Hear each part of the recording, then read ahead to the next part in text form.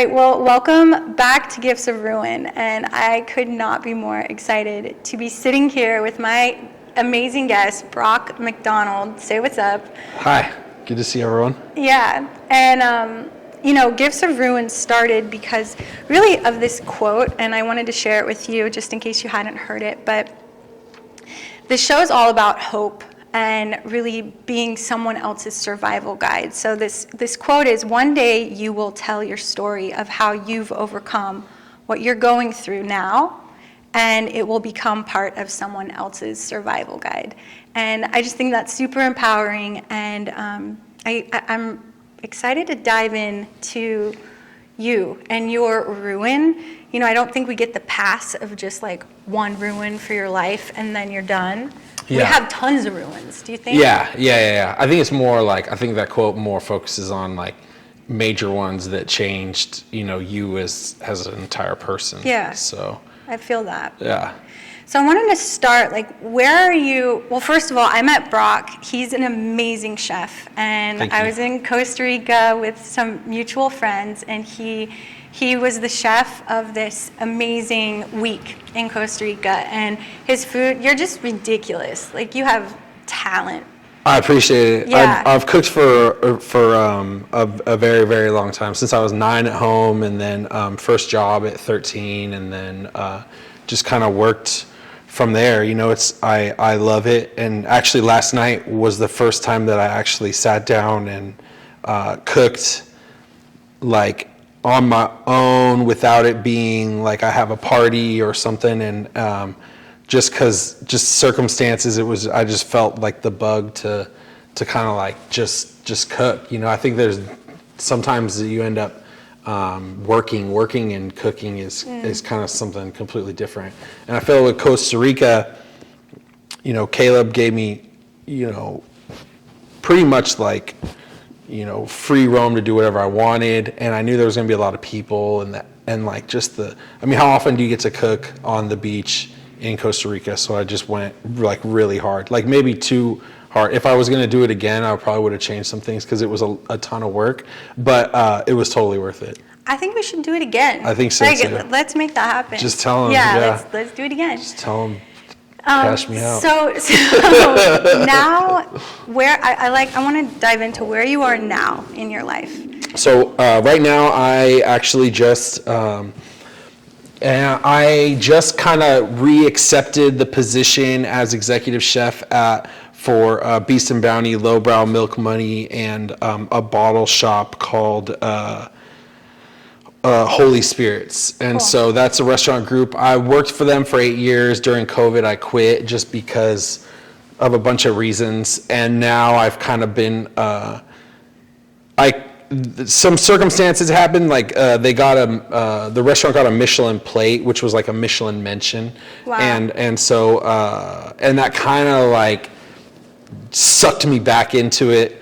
And so I'm going to be back there. And then also I have a small business with my business partner, Ricky Yap, called Cardinal Burger. And so where we do burger pop-ups, and then him and I also do a lot of just catering dinners at people's houses. And really COVID has opened up, I think it opened up a lot of people wanting to have dinner parties more than go out because of, the virus and all that stuff. So we really, for me, COVID was super lucrative, but also it let me be able to take a step back and realize kind of what things are important. And having my sons, my ex-wife is moving to Seattle, and so I'm gonna have them full time. And so it's just kind of chef, dad. That's pretty much it. That's my entire life. So you have 2 sons. I have 2 sons. How old are they now? 11 and 9. Great ages. Yeah, no, they're super. They're really funny, and they're something else. They're really, really funny. I just we laugh a lot. I really enjoy being around them, and it's been a long journey to get to this now, having them full time, but it was all, it all kind of lined up. It was all worth it. Yeah, for sure. Yeah. It's funny how life's like that, huh? It is. Just like falls into place and then it falls does. apart. It falls Comes apart. back in a new way. When it's apart, you know, it's the worst. But yeah, when it comes together. But I mean, it's constantly falling apart and coming back together. So Yeah. you know, the ups and downs are constant, and so yeah. So speaking of downs, I guess. Yeah. Let's talk about your ruin. Okay. You know, what's bring us into it. And So, you know, I think the older I get, the more I realize that, you know, obviously I struggled with, you know, drug and alcohol addiction from really young, but really it's more about just being like kind of like more like an addict to my core than just you know, the drugs and alcohol. So much so that, you know, like I could listen to the same song for like 4 hours straight, you know, just kind of like just it. And so I started drinking really young when I was 12, and then smoking weed, and then Coke and Crystal were in high school. And so I ended up here in SAC because I like kind of spun out, and I knew I needed to leave. I grew up in Paso Robles, San Luis Obispo area, and I knew I needed to just kind of get away from what I was doing. I had been like, you know, just like kind of pseudo ran away from home, so was still going to work, and you know, because I knew that that's where the money came from, and was just spun out in a hotel, and I just kind of had this like, what the fuck am I doing? I need to get out of here. And so I walked 18 miles home. Wow. And yeah, it was long. I was like super spun too. So like, you know, when you see crazy people on the street, and they're like looking behind them and shit, that's really like, I remember having like that epiphany of like, this is why they look like that. Cause like I'm hearing shit, but it's like not that, I'm just high, you know? And so I walked, and I kind of fell apart in front of my dad, and I was just like, yo, like I need to leave like now, you know? And so so he bought me a bus pass and put me on the bus the next day up to SAC. My mom lived here. And so I spent about 3 months like just doing nothing, just other than just putting weight on. You know, I think I went from like, you know, 155 to like 210 in like a 3-month period. You know, got a job, and then just kind of cycled back into the same shit. So, you know, obviously the problem's inside. It's not your surroundings. It's you know, like, so if you have, you know, a problem with alcohol, if you're an angry person, if you have whatever the problem is, shopping, like it doesn't matter. Yep. Like you can go anywhere and do this shit. Like you don't have to, you can't run away from yourself. And so I moved up here, same shit, you know, did the same thing, like, you know, DUIs and, you know, just the drinking, you know, I got married, like super crazy, like drove up to Tahoe at 3 a.m., you know, really drunk, and then got married the next day in like 30 minutes. How long had you been like dating? 2 months, maybe 3 months. No fucking disregard, you know, like just an absolute just mess, but like loved it, like loved everything about how crazy, and I still like wouldn't change the way that I behave at all, but obviously, you know, you have consequences for your actions. And so got married, came back, you know, had 2 sons, you know, and then around Christmas 6 years ago, it's crazy because I didn't have like this, like, you know, a lot of addicts, they talk about like this bottom that they had, you know, where like, and I feel like the Paso Robles walking situation was a pretty solid bottom, but like 18 miles. Yeah, it was far. How long does that take?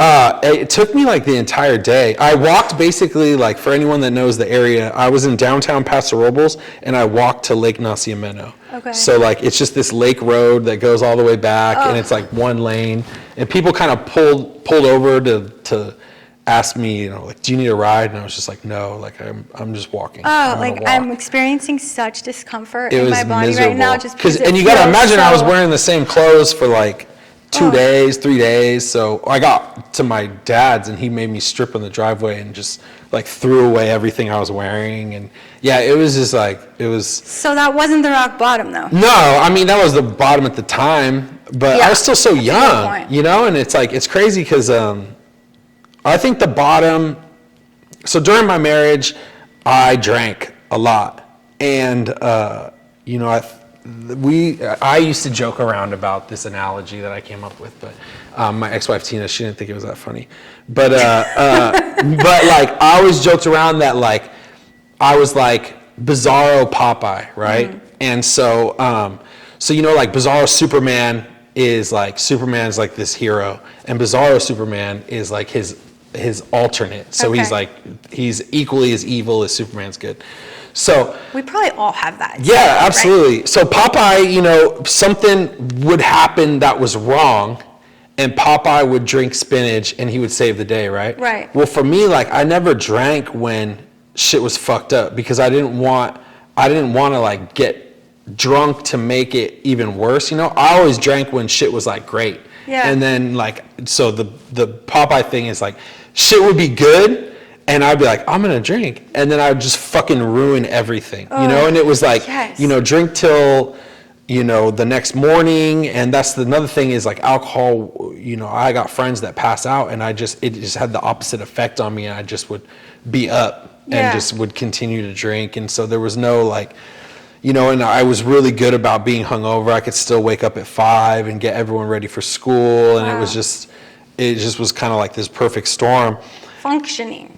Super functioning, Yeah. but like not really that functioning. I mean, probably, going to work as drunk as I was, or still hungover, or drinking at work at 9 a.m. It's like, you tell yourself you're functioning, but you're really, you look back on it and you're like, you were just barely getting by. Oh, my heart. Yeah, and so my marriage kind of fell. It was always this like ball of fire, and then we ended up splitting, and there was kind of this moment where like when we split, there was like 2 months before I got sober, and it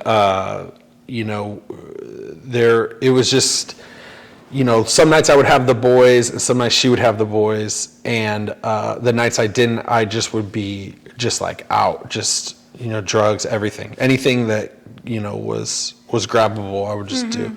And so there was one night where it was like right before Christmas, and I was just kind of like, had done a couple days in a row of no sleep and just was in that down period, and Crawling out of your skin period. yeah, where you're just like, I don't want to do this again, I don't want to feel like this, all your serotonin's gone, Yeah. you're just pretty low. And I had called her and I was like, hey, like I want to have the boys for Christmas Eve, blah blah blah. And so she was like, in order for me to drop them off, I want to see the house before I leave them, it's got to be clean, blah blah blah blah. Gave me all these like rules, and I was like, okay. And so I'm just like cleaning my house at like 1 a.m, sober, but not like that, so more like, just coked, hungover, this like that messy, like I'm not high, but I feel horrible. And kind of just started to think, like I never in my life have had the idea of like, I'm going to kill myself. But like, I remember thinking like, maybe if I was dead, it would be better for my kids. Like it would be, like, am I ever going to fix the way that I am, and then they're gonna have to deal with this fucking loser in their life, their whole life, and like, I don't know, that was just kind of the thing that happened. That didn't stop me from drinking the next day, but like, that was kind of like my mental lowest feeling that I had.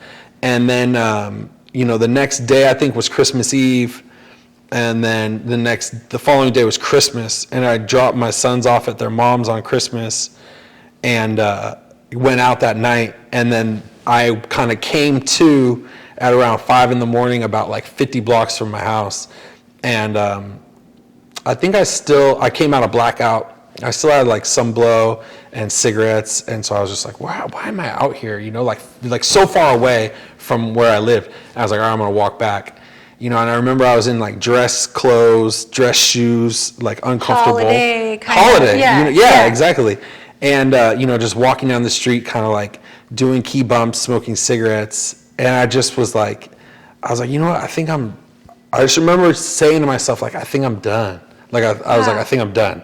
And, you know, I got back to the house and I fell asleep. And in the morning, Tina showed up with the boys and she was just like, what's up with you? Like, what are you doing? And I was like, I don't know. I was like, I don't want to tell you anything because I told you, I've just said so much shit for so long, you know, like so many, like, I'm going to do this, I'm going to do that, you know? And so I was like, but I really think that I'm done. And so I called a buddy of mine who had, you know, maybe like 9 months sober. And I was like, hey, I think that I think I want to stop like being like this. And so he took me to an AA meeting. And then what was that like when you walked in? And it was like he took me to like a grimy ass one too. There's this one in Sacramento, which was good. It was probably my favorite of the meetings. It was just I think within a radius of 1 mile, I think there was like 6 or 7 halfway houses.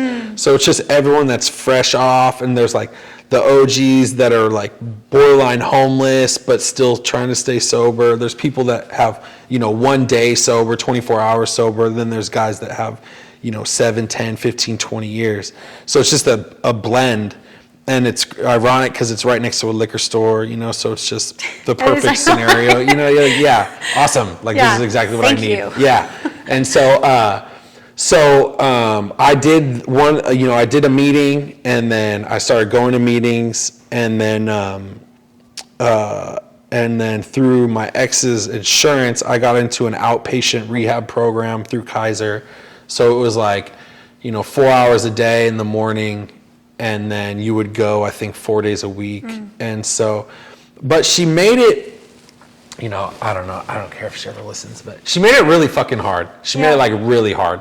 Like, and I almost, I don't know, this sounds like almost like, you know, like masochistic, but I really kind of, now I appreciate the fact that she made everything so difficult on me, because it's almost like she drove the nail home. Like, not letting me see the boys, just like pulling at my heartstrings during the whole situation, you know, whether or not we were gonna maybe get back together, and just all this shit. So like, if there was a time that I was going to you know, fail and get drunk again, that would have been the time. Like, so the fact that I kind of got through that was really where I feel like it helped in the worst possible way, if that makes sense. Yeah, it does. It really did. And so, and then, you know, because she was, you know, fucking with me about custody and everything, I stopped going to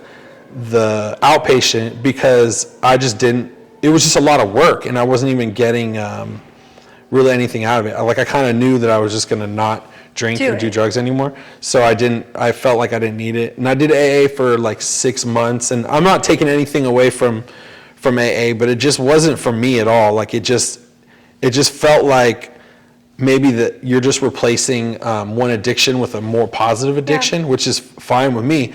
But it just wasn't, it felt way too like religion and just, you know, and they're like, oh, this isn't about God. And it's like, well, we're in a fucking church right now. Like, what do you mean it's not about? Not? Yeah, like, who funds you? Like, we all, you know, like, there's, and then also, you know, you go to different meetings and you start to realize, like, some of the meetings are like the ones where, like, you know, guys and girls that go to the gym and they get themselves ready before they go to the gym. Yeah. You're just like, oh, this is like, we're just here to like try to fuck each other. Yeah, like, oh, I didn't know. I thought this was about like sobriety. Like, oh, this is, you know, I know exactly what this is. This is like your bar.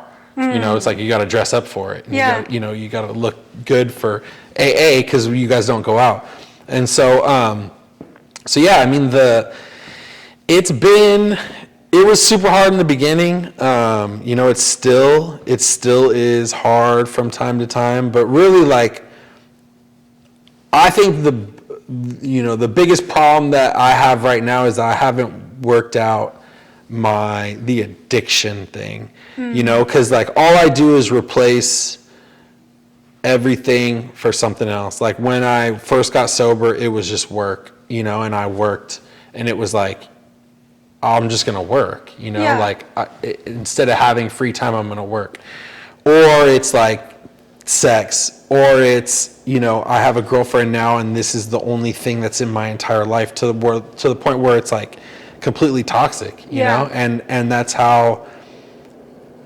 just how I am. And I think that needs, you know, some sort of therapy or something. Yeah, for sure. You know, like not just some group setting where we talk about how we used to drink and like how, you know, you just reminisce about it. And so and reminisce about how fucked up you got. Exactly. Yeah. Yeah. Like, I remember when I was this, blah, blah, blah, right? Yeah, and that's all that is really, is people tell their stories, as they call it, you know, and you just kind of get up there and you talk about everything I just talked about. But there is value in it, you know, there is, and if, you know, people have to find their own way. And I love the fact that it's like you were taking these like steps. That's what I'm hearing from you. And each step led you to the next step. And correct me if I'm wrong, but it was like you felt that you connected with something like your own internal strength or your own internal choice, that you just decided, okay, I'm going to show up in life like this, and this is my only way. And then maybe the addiction piece comes in, and then you're like, you notice it in other ways, and once you notice it, you're like, okay, I'm going to change it, and then I'm going to step up in another way. Yeah. Would you say that is kind of like it? Like you keep just like leveling up in a way as to like trading up addictions? I think, you know, as much as it's hard to admit, I think that what I've always done is I've made whoever I'm in a relationship with my mom. And like in the sense that like I know that I can do whatever I want because I have someone that's responsible to like make sure that our kids get fed or something like that. No doubt. And so, you know, or like I'm gonna get fucking so drunk because this person's gonna drive me home, and I can just completely relinquish my responsibilities and do whatever I want because I have this person in my life that loves me to a fault and that's willing to do whatever for me, and I'm gonna take advantage and use it. I feel you. And so when I think part of it also was like, yo, I'm getting divorced, I'm getting separated, and I have children. And it's like, I'm not going to have that lifeline or that net anymore. It's just like only me. So I just know that I can't, it's so fucked up how marijuana gets this like, gateway drug. Cause like I never robbed anyone after smoking weed. I never fucking smoked crystal meth after I smoked weed. You know what I'm saying? Like, I literally get so uncomfortable and I immediately go into my head about everything that the last thing I want to do is anything bad when I'm on weed at all. At all. Like I'm so fucking uncomfortable. I heard this podcast the other day and they talked about how some people, when they smoke marijuana, it makes them, you know, that stuff in the back of your head that you don't want to think about, like how you haven't paid your taxes in 5 years, or like maybe you're a shitty dad, or like, you know, like these things that like are in the back of your head that you're like, I don't want to think about that. And then you smoke weed and it's like your brain's like, hey, let's think about this stuff. And you're like, fuck, dude, I don't want to think about this whatsoever. And that's what happens to me, is like, you know, and it's like every once in a while I'll try it. Like, you know, when I say I'm sober, I don't use terrible drugs and alcohol anymore. And so, you know, from time to time I will smoke weed. But again, it's like the same thing happens every time where I'm like, I hate this. Yeah. Like, why did I do this? I don't want to do this. No. And you're just like in your head and you're like, am I laughing funny? Am I, you know, like, am I, you know, should I call my kids? And then you come out of it and you're like, what the fuck is wrong with you? So alcohol is like just the catalyst for me to do like really anything. It, I'm capable of doing anything, whether it's illegal, wrong, anything. Say things that, I'm pretty good at saying things I shouldn't say sober, but even when I drink, it's like even worse. like it activates that alter ego you were just talking whatever- about before. Yeah, Yeah. I mean, my best friend, he always calls me, Crandon. My first name is Crandon Brock McDonald. But I've always gone by Brock. My parents named me Brock. But he would he'll say, he's one of the only people that can really say like he knew how I was before. And so, he'll say like, I miss him sometimes. I miss Crandon. And I'm like, yeah, but it's not worth it. It's just not, it's not God worth knows the, what could happen when Crandon's. not only that, but just like it's like I when I first got sober, I didn't want to give it any like any weight. I always wanted to be like, oh well, I could have done this when I was drinking anyway, blah blah. But really, like so much positive shit has happened since I got sober that I can't deny the fact that this is definitely like made my life way better. Yeah, like I hear way that way a better. lot. I hear that a lot from people that go through this path and like Yeah. release toxic behaviors and Yeah. addictive things, that once they did that and once they get over the hump, that all these amazing things start happening for you. Yeah. And that, when you're on the other side of it, that sounds great, but you just don't see the way, or you don't believe it would be true for you, or It's just hard. I mean, Yeah, like, it's hard. why would you not want to do something that makes you happy when the everything kind of is really hard. Life is Yeah. hard, man. It's so hard. It's really hard. So like, if there's something that you can do to like take your mind off it for a while, I mean, as much as the last relationship I had is the first relationship I had since I got sober, last relation. Say that one more time. So slower. I had a girlfriend during COVID, and it was my first relationship since my wife Got it. and since I got sober. Okay. And so, and it was just like, the only difference was I just wasn't drunk. It was still just this like crazy toxic mess of like way too fast, like just 21-year-old stripper from Vegas, blah blah blah blah blah. Like, Sure. and it was just like this mess. But I mean, everyone that knows me was like, well, duh, of course you did that, Yeah. But breaking up was so hard because it was the first time that I had to like deal with all these emotions like 100% sober. And like, it's so easy just to be like, I'm hella sad. Like, I'm just going to go and I'm going to drink. Or like, I'm going to get high, and it'll mask it. And then it helps you like get through pieces of that sadness until, it. Exactly. So doing it 100% sober was just like, this sucks. So how did you do that? Because that's a great point. So you just like, when you felt it, or you were in the depths of the feels, what did you do? I just slept with other people to try to make myself feel better. I mean, that's honestly like what I love how honest you are. it really is. Like, Yeah. and like, and it's so shitty, but you're like, I'm with this person, and there's someone that I like really like love and I'm just with this person to try to like make myself feel better for the time being. Did you ever legit like sit with it? Yeah. Like, let's say like let's say it was like loneliness or something, Mm-hmm. and like, did you ever, without having any other interaction, was the loneliness anything that you ever just like sat and felt in you and let it pass through? Yeah. Right. I mean, I still, I still am very, just sad about it. But there's like, it's like one of those things where you're like, I guess it's like, nothing about it makes any sense to try to fix or continue. But like, and I don't want to feel like this at all. Yeah. Like, it's not like I'm trying to hold on to it, or I'm not trying to, it's just like, I consciously know how stupid it is the way that I feel, but yet it's just like I can't change the way that you feel. Exactly. The heart It sucks. is not. No, you it's have horrible. no control over it. At Trust all. me. At all. It's fucked. Yeah. You know, it really is like you just sit with it. You know, you have to. Yeah.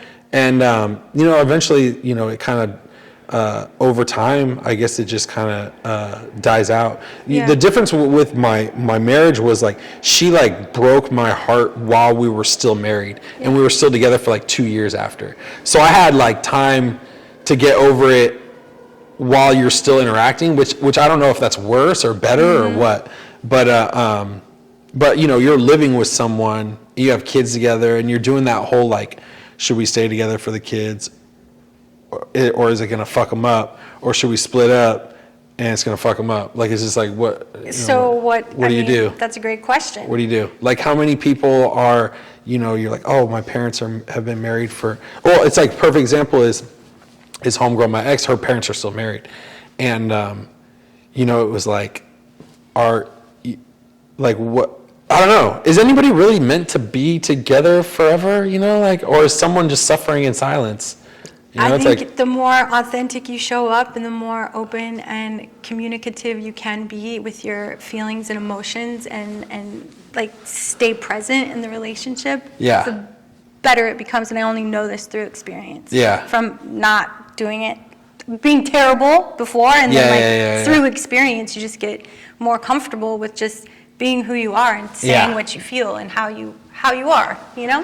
I think so. Yeah. That's what it is. I think it's practice. Like, everything in life is practice. Nobody's walking this planet going, oh, I'm perfect. Oh, I have a perfect life. Like, everybody has faced darkness to the depths, and if they haven't, like, it's coming, not as a threat, but it happens. It happens for us. Yeah. Like, your story is incredible. It started here, and it just, like, continues to be this, like, cycle of just, like, we call it like you're opening. It's like you're all these like guts are coming out, and that's like the most beautiful part of the human experience. Yeah. Because it's like you have to like uproot it, otherwise the roots like keep you planted like too much into a facade that you're not even like supposed to be, or an image you're trying to uphold. But like when ruins happen, it like uproots the bullshit that you were caring about yourself, and you start to awaken to your authenticity. Yeah.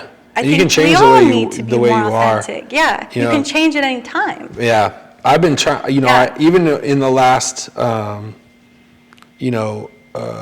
year, you know, I've just kind of tried to change the way that. The main thing is just my weight, and you know,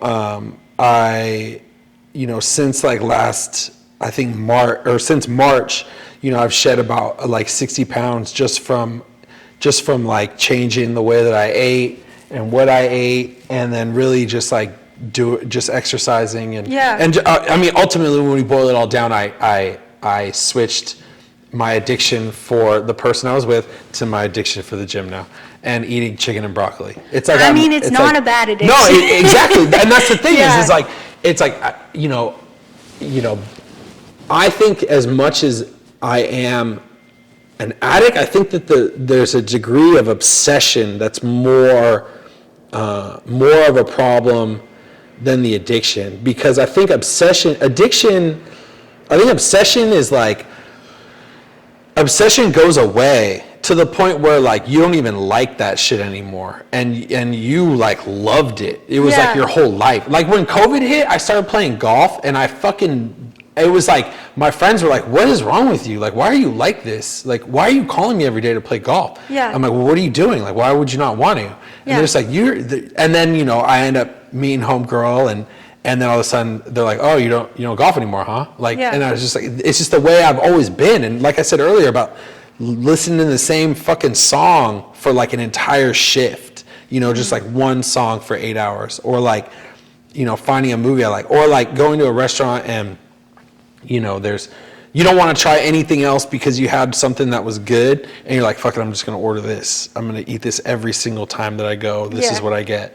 You know, it's like, I think the obsession is worse than the actual addiction, you know, because it just so happened that, you know, cocaine's amazing, and I was just obsessed with doing cocaine, you know? But do you think that it's possible you were addicted to feeling like that dopamine hit, or you were, Yeah, that's of course. like what addiction is, right? Yeah. You want to feel a certain way, so you know you'll feel that way by doing that, and then you don't feel that way. No, it then you strips come you down. from all your chemicals, and then you feel like and you crap. feel horrible. Feel horrible. Horrible, yeah. Yeah.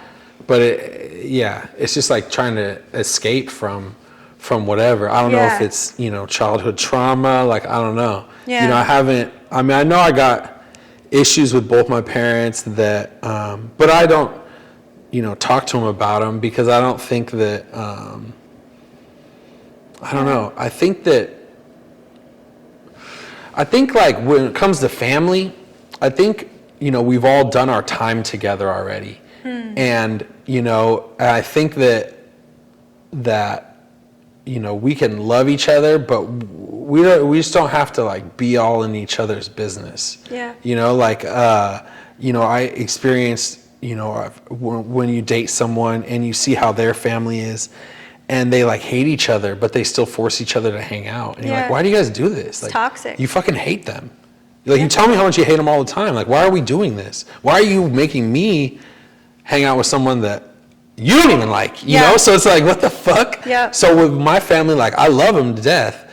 But, you know, it's nice to, like, you know, when you only see someone a few times a year, you're like, all right, cool. You have this space. Yeah, exactly. To like breathe into you. Exactly. And So you it's don't like, have- you know, so when you only see like my dad lives in Hawaii, I see him like, you know, once every 2 years.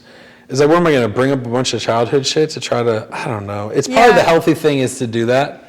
But at the same time, it's like, what are you going to get out of them? You know, I'd rather just go pay someone and just, you know, vomit all my shit on them, and then they can analyze it and spit it back at me. Well, I'm available to help. Okay. It's crazy because I do like doing, you know, I used to have DUI class, and I was still using it at the time, and I would use the DUI class as like, you really think like, you know, counseling is almost like, that's why people like love Catholicism, right? Yeah. It's because you could just go in this box and you Tell can tell them all your sins. stuff, and then they're like, all right, you're good. Yeah, And then it's you move on. forgiveness. Yeah. And so Yeah. I would use DUI class as like my counsel every week. I would just, you know, everyone there is so miserable. They don't want to be there. You know, there's like 14 people around in a room. And so I was like, fuck it, I'm just going to tell them everything. And so I just started, and people would be like kind of like perk up, and they'd be like, wow, you're a mess. Like, I'm enjoying this. And so much so that like the teacher, there was a break in the middle, and she would skip me because she knew that I was going to talk for like 30 minutes. So she'd be like, there's not enough time for him. There's only 8 minutes till lunch. So she would skip over. And the other people loved it because they didn't have to share. Like some days, like they wouldn't even get to other people because I would just talk the whole time. And but it's funny, it puts you in perspective when I had a sub class and I had to go into a different class. And I was like, fuck it, I'm going to do my thing still. And everyone was just like, what is going on with this guy? I would just, you know, get it all out. And this woman came up to me at the end, and she's like, I want to tell you, you really made me feel better about my life. See? And I was like, I'm glad that my problems made you feel better. So, but that's what it is. But I just would get it out, you know? I would just like be like, all right, cool, now I'm going to go Because and get fucked up. everybody's walking around feeling like they have to be like this one way to be accepted, because everybody on this planet, I don't care what you say, is craving for love and acceptance. Absolutely. And so if you don't experience love and acceptance as you are, like you start to put up masks and you start to turn into different versions to appease and to receive the acceptance. And so when something like this happens and you bust those walls open and you're like, fuck it, this is who I am, and you start celebrating and being more comfortable with who you are and sharing, you all of a sudden start to give other people permission to recognize their own humanness inside. And that's like such a rad quality about you. I hope you see that and recognize that about you, because it's such a power, it's such a presence. And we need that in this world. Yeah. We need it. I mean, Tell us everything. I'm still guilty of like, doing exactly that when it comes to probably like, putting this, this maybe, having tattoos on my face, tough guy thing, when really like deep down inside, I'm probably just like kind of like, a fucking teddy bear ass bitch, you know? But it is what it is. I'm in certain ways, I'm still guilty of that, and I consciously know it. But yeah, I mean, just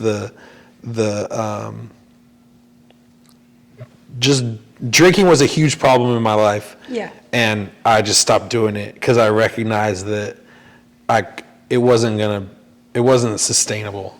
Yeah. So it's pretty remarkable, and you don't hear that a lot. You don't. I haven't heard it a lot that you just kind of like do it on your own, and that's pretty remarkable. I definitely had, I had help. My buddy Marshall definitely helped me out a lot. My business partner and friend Michael Hargis, he's been sober for a long time. He helped me out a lot. So just being around other people that are in the same boat helps. But I also like, what I didn't want is, I don't want it to be like this flag that I planted. So I mean, I try not to talk about it too much. I try not to, if I go out and someone's like, hey, can I get you a drink? And I'll be like, oh no, I'm good, thank you though. Instead of like, oh, I don't drink, I'm sober. It's just like, it's just like fucking barf. Like, dude, don't project your own problems onto someone else because you have your own insecurities. Like I have huge problems inside, and I'm gonna deal with them the way that I deal with them. And the last thing I'm gonna do is like, I still go out, like, and I just drink, tonic water with lime, and it sucks, but it's still like, I have to do it in order, because I don't want to just go crazy and be sober at home by myself. Do you find that when you go out, and now being sober, when you go out, is it actually more fun? Like, no. I mean, not more fun, but It's like, do you not. see things from a different perspective? Well, is yeah, it kind of of course. funny to see everybody all fucked up? Yeah, it's only funny when you go out in the beginning. Like, for me personally, I have to be there from the start. If I show up and everyone's already drunk, I'm like, I'm out of here. I can't do this. But when you're there for the progression, it's entertaining in that sense, because you show up and you can watch people get on their way, and it's like, it's entertaining and it's cool. But like, when you just show up and everyone's already, 3 sheets to the wind, it's like, no, I It's just not the place. do this. Yeah. I can't do this. It's hanging out with toddlers. Exactly. It really is. It really is. All right. Yeah. No, you're just like, oh God, here we go. What am I doing here? But yeah, the going out thing, I knew that I had to like still like socially, function. Yeah, because you don't want it to limit you. Yeah. No, and that's the big thing. I just didn't want. I didn't want to be like this, like, I'm sober now, judgy person, And I get you. Yeah. So in this ruin, what do you think if you could like pinpoint like the major gift? And a gift, how I interpret it, is like a strength that comes forward, some sort of like internal wisdom that like surfaces. What do you think, if you could, it might be too much of a pinpointed question, but is there some sort of internal gift that you've received from going through this and standing where you are today?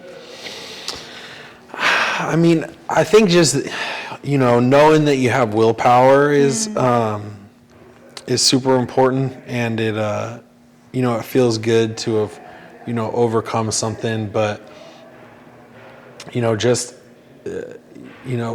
definitely, I don't know. Yeah, it's tough. Trying to think. I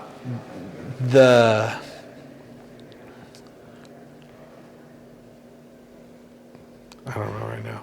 It's fine. It's all good. Yeah, because you've yeah. shared a lot, and I think that, I can see the gifts, and I see that you are, if you had been in this place of still being in these toxic habits, it would have completely diminished you, and you would be a completely different person. And the fact that you took that long-ass walk, and that you did that, and you didn't get sober at that point, and you had all these other things that came up. It like was all part of your journey. And the man that you are today, sitting in this chair, this cool ass dude who's super talented, who shows up, who has his word, you're honest, you're vulnerable, you're spectacular, you're talented. Like, I think all of those are gifts, and you wouldn't have been able to be who you are today without getting rid of all that. of that. Yeah. So it's like you are the gift. Maybe that's the answer, that you are the gift. Yeah, I don't know about that, You're like, okay. No, I mean, it definitely, it feels, I think my brand has always been, making fun of myself, just because I grew up like a heavy kid, but I was always, tried to be funny to try to make up for it, or like get negative attention in some way. But I think that, making fun of myself and like, talking shit about myself has always been something I did. But like, and I always poke fun at my sobriety, or whether or I can't cook and stuff like that. Yeah. And but like deep down inside, I am like actually like really proud of myself for not drinking and using drugs anymore, because I just know that that they were just I just couldn't keep going the way that I was going. Yeah. And I don't know, maybe there's some 45-year-old dude out there that is getting sober that thinks that I didn't. I don't know. I used to go to the meetings and there would be guys that were like 19, and you're like, what the fuck do you even know about? Yeah. But it's like you can't take away from what they went through. They went through their own shit. I felt like I went through. I did 17 years of being a mess, and I think that I've had people reach out to me and be like, what did you do? And I'm just like, dude, I'm not that guy. Like, I'm not, my buddy that helped me get sober is that guy. He's just like Mr. like fucking counselor, like always trying to, like get in people's business and help people. And I'm just not like I'm not like a helper. It's just not my thing, And so, but what I do always try to tell him is, I'm like, the only way you can get sober is like, it's like the most selfish thing that you could do. Because it's only about you and it's not about anyone else. And I tried to get sober for my kids, or like get sober for my ex-wife, or sober for my job and all this shit. And none of that stays, because your job isn't accountable for your actions. Your wife's not. She's ultimately, at the end of the day, she's not inside your head, telling you shouldn't do that. Yeah. The only person is you, and I just knew that for myself I had to do it, and it has to take precedence over everything else. Like, I didn't see my kids, I didn't, I was, missing work. It just had to be. It has to be only about yourself, and you have to kind of put everybody else to the side, and at least until you get over the hump. So, Right.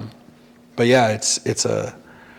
Well, the most important relationship you ever have in your life is with yourself. So it really is. If you've got that, I mean, It really is. I think that's pretty freaking rad.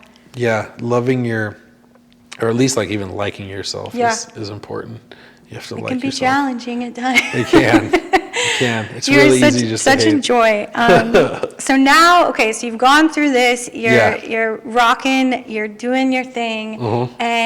And what are you most looking forward to coming up in the next near future?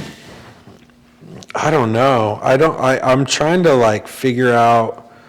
I think right now with my kid's mom, she's moving to Seattle, and I'm ready for her just to like do that. Yeah. Because everything's kind of like in limbo, and then just looking forward to kind of getting back into restaurants and get Cardinal off, and I mean, I don't really have any like huge plans. So Cardinal Burger, like people can hire and have private parties, like come to their house, or would they come to your house? Yeah, or how does it right work? now, people could do that right now. We've been doing some pop-ups, but And it's just. I went to one, and I'm telling you, that was spectacular. Thank you. How many burgers did I think have? we just did 3, but they were like halves, and then we mixed in some other stuff. It's been like a Ridiculous. My partner Ricky is came up in sushi. Has only worked sushi is basically his entire life. So the whole omakase thing is I can't remember the exact translation, but what it basically means is like just feed me until I tell you like I don't want it anymore. And so when you go to a sushi restaurant, like a decent sushi restaurant, and you say you'll have the omakase, the sushi chef just goes through and he makes pieces of fish and small things until you're like, okay, I'm done. Cool. And so with his background and then my background in cooking, it was like we should do a burger omakase. We couldn't figure out logistically how to make money, because it's hard to be like, we're going to charge you $100 to eat halves of burgers, so it was like, and it wasn't worth the money, but that whole thing that we did was just more to get people's opinions and really get people together. What I really wanted was to turn it into some sort of a social like podcast thing, because we brought like a designer, a photographer, someone that owns a weed company, someone that has a I don't know what you call this. Feel good show? What do you call this? What do you call this? This right here? Yes. Oh, I would say it's a it's like self-help just YouTube video a human. series, I'm or not what? even sure. I feel like it's just like opening up the dialogue to say like, hey, we're human, and it's hopeful. It's like life is shitty, and life is so hard, and you can really beat yourself up, and you can not find your way at times, and you can just carry a lot of shame and guilt. And like the reality is that it's life. So the more we talk about things and the more that we express like our vulnerabilities, I think the easier of a time we have to like let go and like forgive and step forward and just be free. Yeah. And so I don't know how to define that, this What show this into is. that, but it's like inspiration and kind of just like the for someone who is struggling, because there's been times in my life that I've been like, oh my God, and then like Googled like, does anybody else go through this? And then you can't find that. I really wanted to offer something to someone who's like in the depths of despair at this point, to go, hey, I relate with that guy, and he did it, and I think I can wake up tomorrow, and I think I can try again. And that's really important to me. I would do this for the rest of my life, because it just offers that like ledge to say, you got this, you can keep going. You don't have to commit suicide. You don't have to live in such pain. I mean, the pain is important in ways, but like you can use it to like fuel and like push your life in a positive direction if you're open and if you're willing to try it. Anyway, I had a really good time coming to your house and eating all that stuff. It was amazing. So just the blend of people, we tried to bring, every time we did one, we tried to bring a different, just a eclectic group together, and it worked out really well. They were a lot of fun. We had some really good ones. We had one that was like we had a couple that were like just weird, like the crowd kind of sucked. I like the podcast idea. I think that's cool. I think so too. I've wanted to do kind of like like an industry, like a restaurant industry, like podcast, and but again, it's just like, how do you get subscribers? How much time do you have? Where do you fucking go? You just put your hands up and you take one foot in front of the other. Yeah, for real. I mean, you just begin, and you're already beginning, so you're already there. How do you want to be remembered?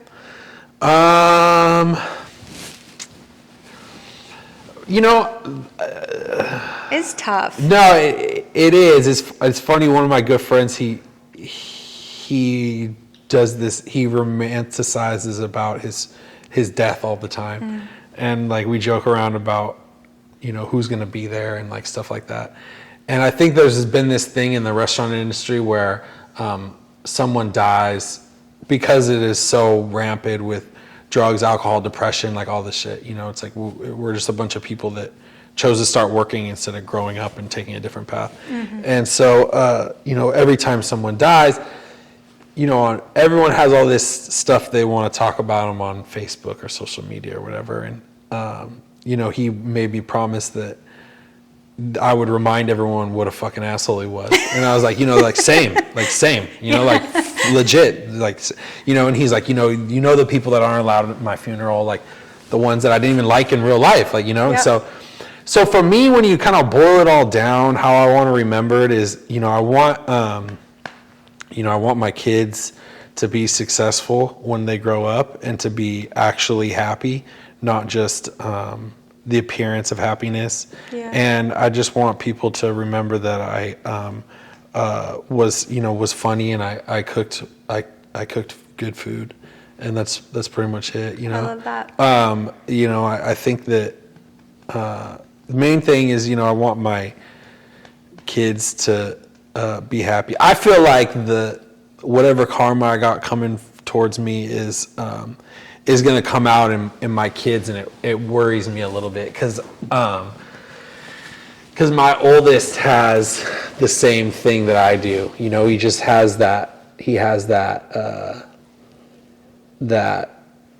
just crazy addiction inside of him. I can just see it now, and so I'm just like, fuck. I feel like, and you know, it's really my only goal is for my kids to not, you know, excessively use drugs. Obviously, they're kids, like, you know, they're gonna get drunk, they're gonna do drugs, but I just worry about. I mean, didn't everybody do drugs at one point? I know tons of people that didn't. That never did drugs in Yeah, life. it just wasn't part of their thing. No. No, they're telling the truth. I think so. So, I mean, I think that, honestly, like, what I really, the more you're honest with your children and about, like, your experiences, your personal experiences, that you're like, yo, this is what I experienced, and if you want to go down the road, it's going to be like this, but if you don't hide anything, like, kids and teens, they love that. They are as, like, raw and as beautiful before all the fucked up shit happens. So, like, the more that you can, like, just say, hey, this is what happened in my life, this is my experience, it's possible that even if your son does have this tendency that you see it and he's a reflection of a little you, like, you could stop that. That's where they're at right now, is they're at that, like, you know, they don't have any memories of my drinking, which is good. And they've always been like, Dad doesn't drink. And now they're kind of like, well, why? Yeah. Why don't you drink? And it's just kind of like, okay, well, there was an incident and like we were driving and one of them was like, you know, one of them's in the back seat, one of them's in the front. And they're like, oh, Mom drank 4 beers last night. And I was like, well, it's okay. Like, she's an adult. Like, it's just beers. And, you know, my youngest in the front seat's like, you know, did you ever drink a beer? And I was like, yeah. I was like, I did, yeah. And he's like, did you ever drink 4 beers? And I was like, I've drank 4 beers before. And then my son, Kingston, in the back, he was like, Dad, did you ever drink 27 beers? See? And I was just like, in my head, I'm like, yeah. But I'm like, what? And I just kind of did one of those like, oh, what the hell is that? Yeah. And, you know, and Dublin's like, oh, what is that? And then we start talking about something else, and I look in the rear view, and Kingston's just like, he's thinking about it. Just staring at me like, you didn't answer my question. So, yeah. But yeah, I mean, I tell him, I overshare with my kids 100%. You know, like the way that they talk to me and the way that they talk to my friends and the way that the knowledge that they have of life is just like, it could be too much. I'm not sure. But what I try not to lie to them. You know, they busted out well, you've lied before. And I'm like, well, what? And they're like, well, Easter Bunny, you know, Christmas, like all this shit. And I'm like, well, it's just, and then I try to explain. I'm sorry to any viewers that don't believe you. They're like, it's like, well, dude, like, this is just what we do, you know? It's just like, Christmas is more of like a, you know, like a feeling. And I feel that, yep. They were asking me about it the other day, and I was just like, you know, talking about are they going to ever hate Christmas? And I was like, yeah, 100% you are, like, I hated Christmas until you guys were old enough to like react to Christmas, so it's like, that's a long time. Because like you go from like all this stuff, it's like your birthday, like all this, like, oh, and then all of a sudden it's like you don't even, it would be so disappointing. Oh man. But yeah, so it's like, what do you, you want to tell them, but you don't want to tell them too much, because then you're just like, are you that kid at school that's like telling all your friends all this fucked up stuff that they didn't know? Dreams. Yeah, exactly. They're just like, yeah. My dad said that love is toxic. And you're like, what? Oh man, damn it. Yeah. I didn't know you were listening to me. I think they're going to be good. The more open and vulnerable you are, I think with anything, there's great things that come from that. Again, I just, I think my dad worried about a lot of stuff that was trivial, and when really like the focus should have been on the major issues that I was causing in my own life. And so I just think that, like anything, my entire cooking career, just learning what not to do, I think is what I did for a long time, and, I think some people come up in this like pristine environment where, maybe they work at, an amazing restaurant and there's all this structure and everything. Well, I didn't. I came up in just like chaos and kind of learned like, when I'm in charge, I'm never going to do that. Or when I do this, I'm never going to do that. And I think, that's kind of like parenting, is like you look at the things your parents did, it's like, should he have been worried about the music I was listening to? Or should he have been worried about the fact that I had a job and that I can buy drugs with the money that I got, and just, it wasn't, I don't know, it's just kind of like, what's important. And so really just showing up and I think hanging out with them is important, Pima Chodron says, she's a teacher, a philosopher, and an awesome teacher. She says that there is no other alternate experience other than the experience that you have. There's no other alternative than the experience that you have. So we can go back and we can say, oh, I should have done that, I could have done this, and it's pointless. No, we can there's no reason. Pull from it, and we can take that with us and keep moving forward. But like, I personally believe that like all of this was already part of your journey prior to coming here. Like you signed up for this, and you continue to show up for yourself. And I think that it's just all unfolding. It's the path of unfolding. No control over it. No, there's no control over going back to what you said about just thinking about about being able to change things or whatever. And I it's funny, of all people, I was listening to this thing and Steve-O talked about how alcoholic thinks and how it's like a cycle where a normal person will be like, here's the problem, here is the solution, I got to get to here. Where like, and then I think one of the major symptoms of alcohol is like just this cycle of like, here's a problem, here's the solution, but I'm just going to keep going over it again and again and again until I get to the point where the only escape that I have is to drink or to use drugs or anything like that. And so I definitely, sometimes will lay in bed and think about things like over and over and over again, and you're just kind of like, God damn it, like I'm just back to square one again. So I'm gonna teach you some breath work. It's gonna help with that. Any final words? I don't want to sound corny or anything, but there's a lot of stuff out there to help people. There's a lot of programs and